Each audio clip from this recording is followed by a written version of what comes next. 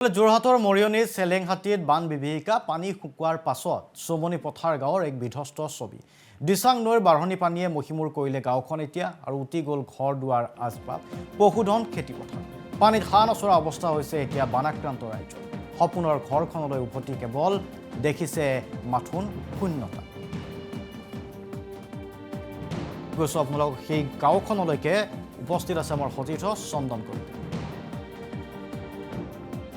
মই য'ত আছোঁ এতিয়া ইয়াত এটা ঘৰ আছিলে। এতিয়া চক সমগ্ৰ দিছোঁ চক মই দেখাইছোঁ। এয়া এটা ঘৰ আছিলে, এটা সময়ত ঘৰ আছিলে, আজি এসপ্তাহ আগলৈ আছিলে ঘৰ আছিলে, এতিয়া কিন্তু ইয়াত ঘৰ নাই। এইটোৱেই কাৰণ ইয়াৰ দিচাং বাঢ়নী পানীয়ে এই গোটেই সমস্ত ঘৰখন আচলতে শেষ কৰি পেলালে, ধ্বংস কৰি পেলালে। আমি যি ঠাইত আছোঁ মৰিয়নী চেলেংহাটৰ এটা অঞ্চল, চুমনি গাঁৱৰ এটা অঞ্চলত আমি আছোঁ। এয়া এনেদৰে বানৰ শেষত বানপানী ইয়াৰ পৰা যেতিয়া পানীটো ওলাই যোৱাৰ পিছত এনেধৰণে সম্পূৰ্ণ বস্তু উটি বাঢ়ি গ'লে এয়া কিতাপ ইতিমধ্যে তেওঁলোকে শুকুৱাইছে। আৰু কিন্তু কিতাপ পঢ়িব অৱস্থাত একো নাই, কিন্তু সম্পূৰ্ণ ডাঠ হৈ গ'ল, তাত এটা আখৰ নাই। তথাপিতো তেওঁলোকে আশাত কিয় পাৰি নেকি শুকুৱাইছে। আৰু সমগ্ৰ কেমেৰাত সতীৰ্থ মেঘে দেখায় যে এনেধৰণে এতিয়া যিটো ঘৰ ভাঙি তছনছ কৰি পেলালে, এই ঘৰটো পুনৰ নিৰ্মাণ কৰিবলৈ আচলতে তেওঁলোকে পাৰিব নাই, সেইটো আচলতে সময়ে ক'ব। কিন্তু আমি সমগ্ৰ দৃশ্য দেখাই আছোঁ বানপানী হোৱাৰ পিছত যি পৰিৱেশ কিমান ভয়াৱহ হ'ব লাগিব। এনেকৈ ধৰে এটা ঘৰ ভাঙি তছনছ কৰিলে কিমান এটা ভয়াৱহ পৰিৱেশ হ'ব লাগিব।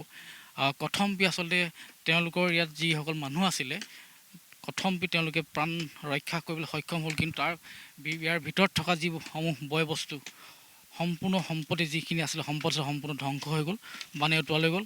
আৰু ইয়াৰ পৰিয়াল আছে আচলতে খুব আমি তেওঁলোকক খবৰ ল'বলৈ আহিছোঁ।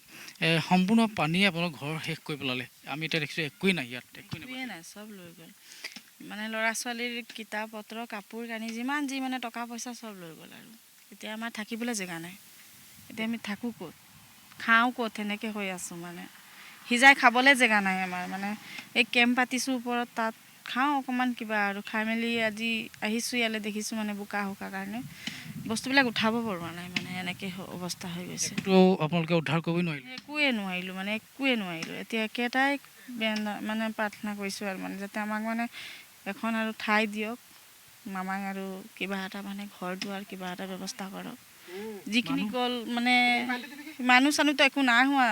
মানে আমি 4টা মানুহ, আমি 5টা মানুহ, 2খন ঘৰ ঠিকেই আছোঁ। আমি মানুহকেইটাহে বাচিব পাৰিলোঁ, বাকী একো বস্তু গৰু ছাগলী হাঁহ কুকুৰা একো বচাব নোৱাৰিলোঁ, চব গুচি গ'ল। পানী চব মানে ইমান কোবে পানী আহিছে যে মোকে মানুহ লৈ যাব, মানে এনেকৈ আহিছে। ঘৰ ওপৰৰ পৰা পানী গৈছে, সেনেকৈ পানী 2 দিন 2 ৰাতি পানী থাকিছে ইয়াত। কেনেকৈ আপোনালোক বাচিলে, কেনেকৈ গুচি গ'ল? কেনেকৈ বাচিলোঁ মানে ইমান বেয়া পানী আহিছে, আমি গমেই নাপাওঁ। পানী ইপিনৰ পৰা আহিছে, নৈখন এনেকৈ গৈছে। আমাৰ পাছফালে নৈখন ওলাইছে, আমাৰ আগফালে নৈৰ মুখ আছে। ডাইৰেক্ট পানীটো দুভাগ হৈ গ'ল, ডাইৰেক্ট আহিছে, ওপৰেদি পানী আহিছে একদম। মানে যুটীয়া পৰিয়াল আছিলে এই ঘৰটোতে, ডাঙৰ ঘৰ আছিলে। 2টা পৰিয়াল ইয়াত আছিলে। এই গোটেই পৰিয়ালৰ মানুহখিনি আচলতে যেন তেনে কোনোমতে বাচিলে পানী অহাৰ পাছত, কিন্তু ঘৰখনত এটা খুঁটা নাই এতিয়া।